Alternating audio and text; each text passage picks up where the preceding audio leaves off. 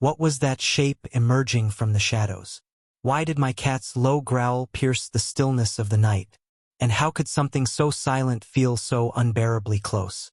If you're watching this alone, maybe don't, but if you're into true horror, subscribe and we'll keep you up tonight. I'd fallen asleep on the couch in our cozy living room, the glow of the muted TV painting the walls in sleepy blues. Outside, wind rattled the window panes, but inside, the house was silent, except for the soft symphony of my cats purring beside me.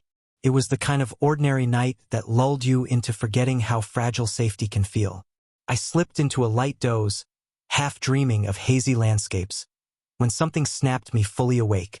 My cat's purr choked into a low, rumbling growl, her fur bristling like a hedgehog's spines. I blinked against the dim light and saw it. A tall, faint silhouette at the far end of the room.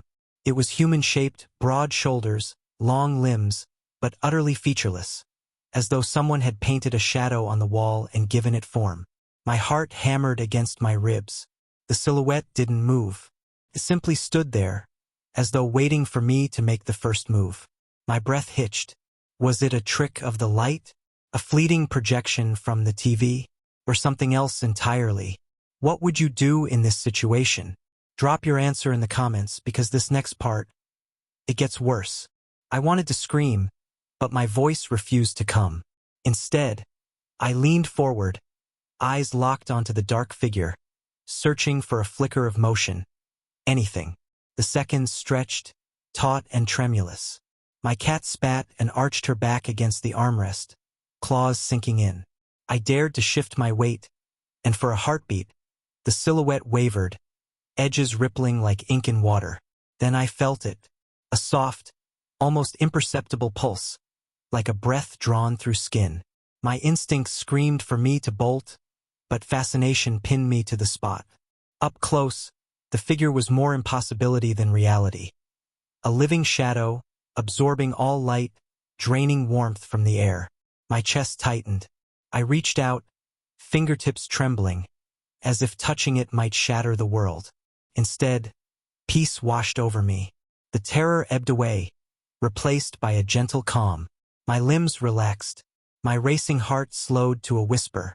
I leaned back, closed my eyes, and drifted into sleep, deeper and more content than I'd ever felt on that couch. Morning light filtered through the blinds, bathing the living room in honeyed warmth. I stirred, expecting the familiar weight of dread, but none came. I sat up, glanced around. The silhouette was gone. Of course, the carpet bore no footprints, the couch no indentations. My cat stretched and wound around my ankles, purring as if nothing had happened. I scanned the room. Just the TV remote, yesterday's coffee mug, a scattering of throw pillows. No sign of anything that could have cast that shape. Had I imagined it? Maybe. Yet my chest still tightened at the memory of those empty eyes.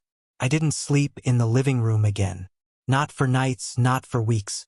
Each time I passed the couch, I half expected that featureless watcher to rise from the shadows once more. Weeks turned into months, but the memory lingered like a bruise. Some nights, when I lay in bed, the darkness at the foot of the mattress felt too still, too expectant. My cat would stare into the gloom, ears swiveling toward some silent murmur I couldn't hear.